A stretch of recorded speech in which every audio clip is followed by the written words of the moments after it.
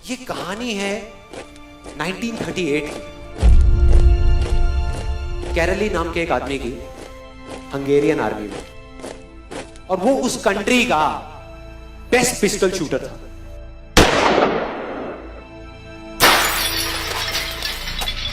जितनी भी national championships हुई थी उस कंट्री में, उसको वो जीत चुका था।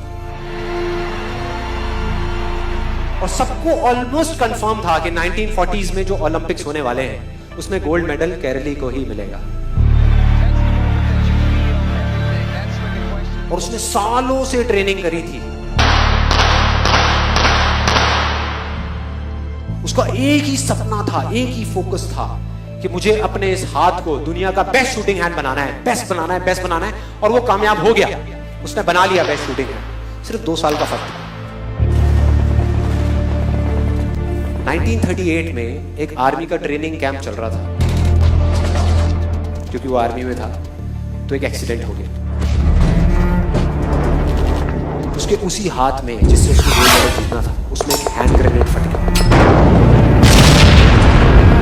और वो हाथ चला गया। जो उसका सपना था, जो फोकस था, सब खत्म।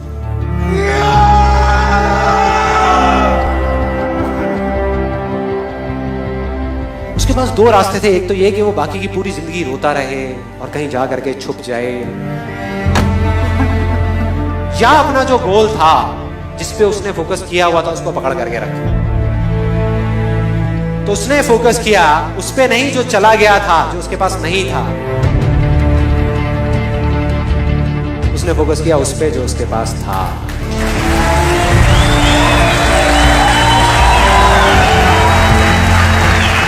जो उसके पास था, और क्या था उसके पास में? एक लेफ्ट हैंड, एक ऐसा हाथ जिससे वो लिख तक नहीं सकता था। 1 महीने तक उसका हॉस्पिटल में इलाज चला इस हाथ के लिए, और सही 1 महीने बाद अपनी ट्रेनिंग शुरू करती इस हाथ की।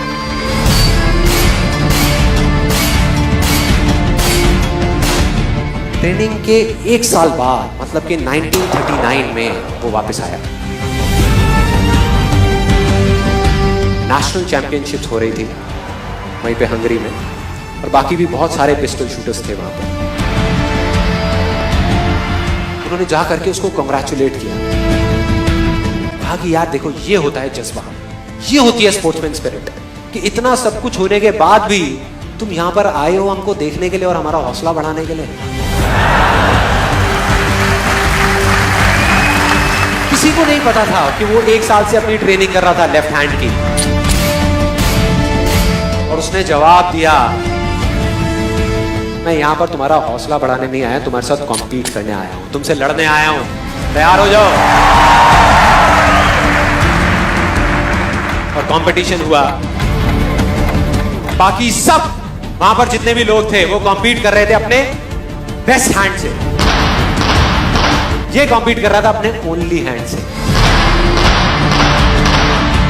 ओनली हैंड से।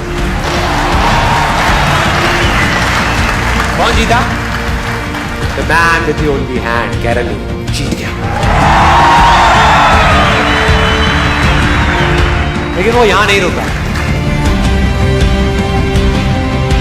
उसका गोल क्लियर था कि मुझे इस हाथ को इस कंट्री का नहीं, इस पूरी दुनिया का बेस्ट शूटिंग हैंड बनाना है। उसने अपना सारा फोकस उठा करके डाला 1940 पे, जब ओलंपिक्स होने वाले थे।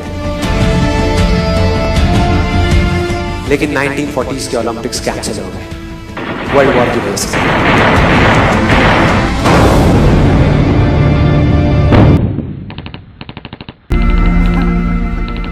वर्ल्ड वॉर की वजह से फिर से कैंसिल।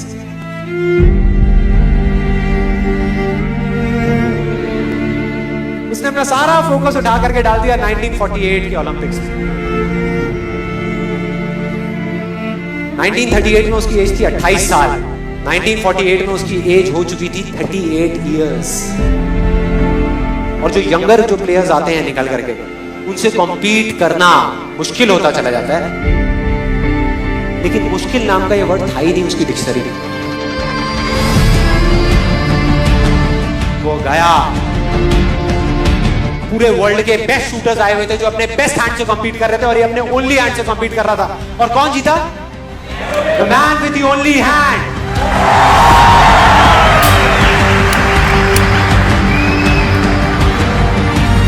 लेकिन वो तब भी नहीं रुका।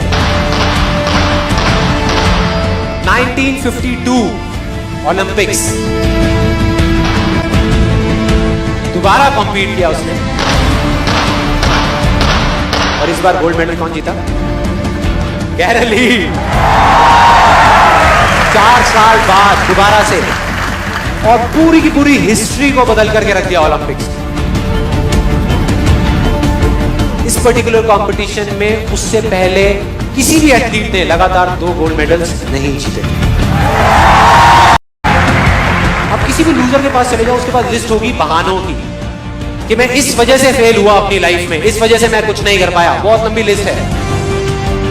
और दूसरी तरफ विनर के पास चले जाओ, उसके पास में 1000 वजह होगी वो ना करने की जो वो करना चाहता है, सिर्फ एक वजह होगी वो करने की जो वो करना चाहता है, और वो कर जाएगा।